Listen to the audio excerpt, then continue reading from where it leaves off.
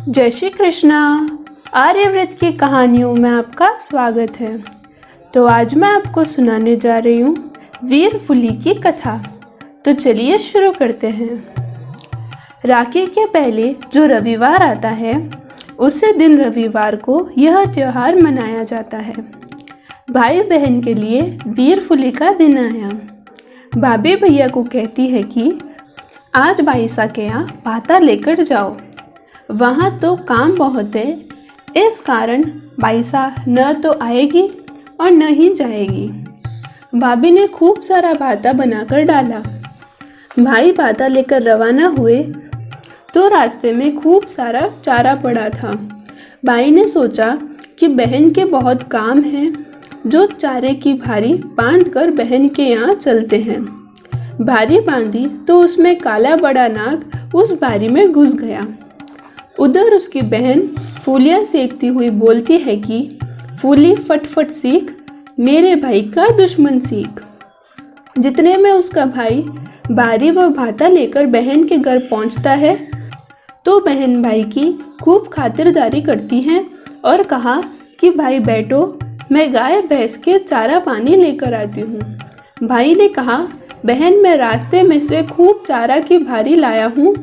जब बहन ने कहा, भाई आज रात रुक जाओ, हम दोनों भाई बहन खूब बातचीत करेंगे, मेरे बूढ़े सास ससुर से भी मिलना। दूसरे दिन बहन उठी और भारी खोली तो गायों को चारा पानी दिया।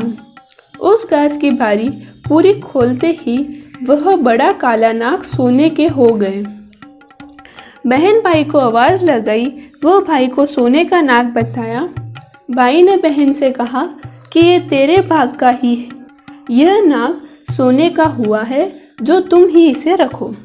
बहन ने बहुत ही मना किया कि भाई मेरी भाभी तेरे से लड़ाई झगड़े करेगी और आपको वापस भेजेगी, आप इसे लेते हुए जाओ।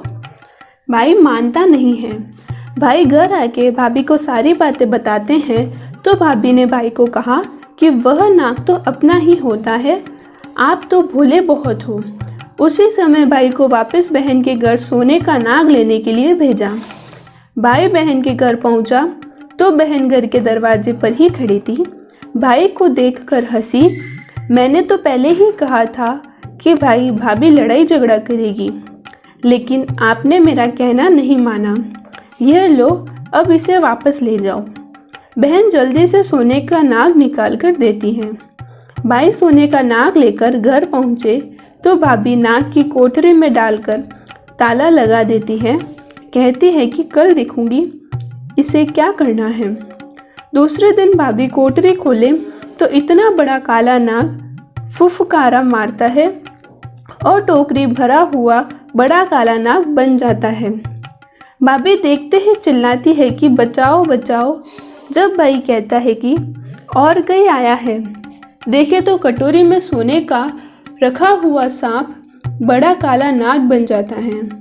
वह भाई अपनी औरत से कहता है कि मैंने तेरे को पहले ही कहा था कि यह तो बाईसा के ही किस्मत में लिखा हुआ है, लेकिन तुमने तो मेरी बात मानी नहीं, अब खा लपका।